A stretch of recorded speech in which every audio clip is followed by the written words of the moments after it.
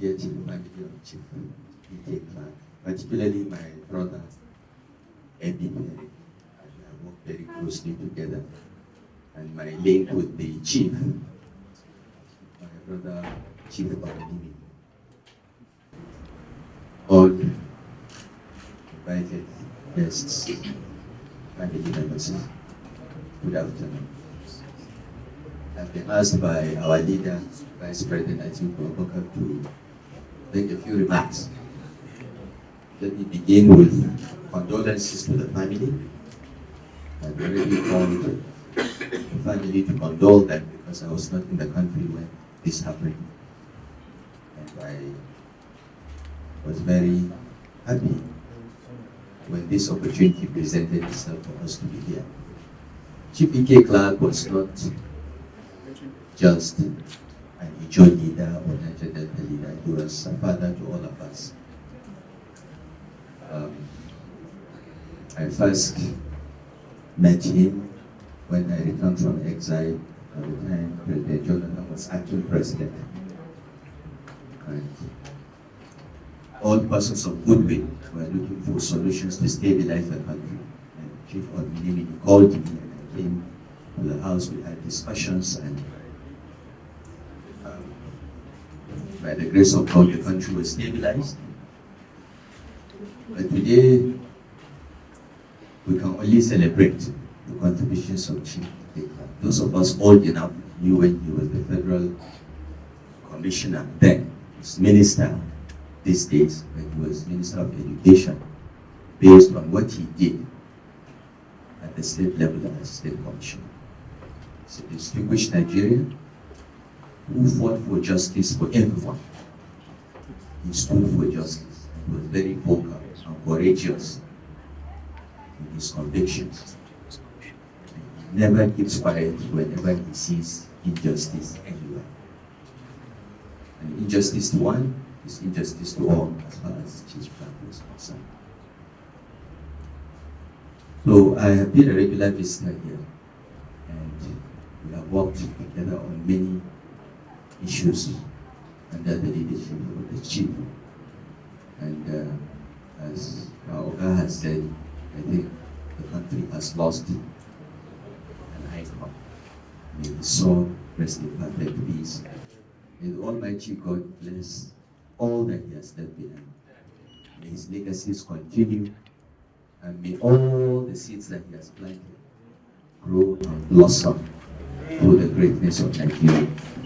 It's quite touching to hear that the last words the chief said was, "I love Nigeria, our Nigeria." I think that is a message that everyone in Nigeria should hear.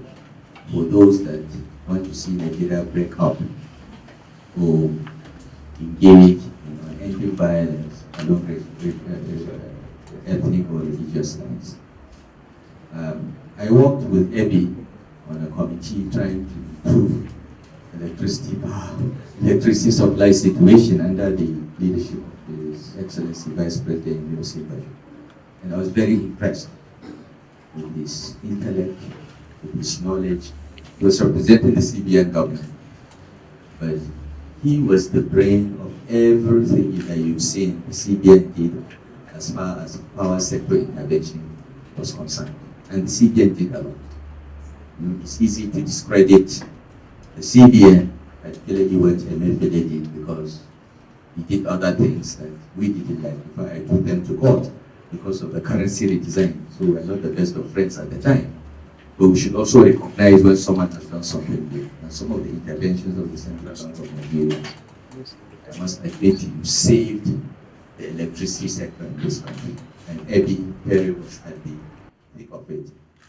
So even if the only contribution of Chief E.K. Clark was to give us Ebi for that critical period, I think Nigeria should be grateful to him. I think everyone, no one can dispute that we, as a country, our democracy, our nation are in great danger. And all people of goodwill need to come together to ensure that we have a leadership that will make this country better for everyone, not just for a few. And I think the legacy of E.K. Clark and the work that he has done should remind us all of the importance of being courageous, standing up for justice, and risking everything for Nigeria. I've been working on a project to write about the legacies of our 6 living former presidents of Nigeria. Nigeria is very lucky. We are the only country in the world with 6 former presidents still alive, still active.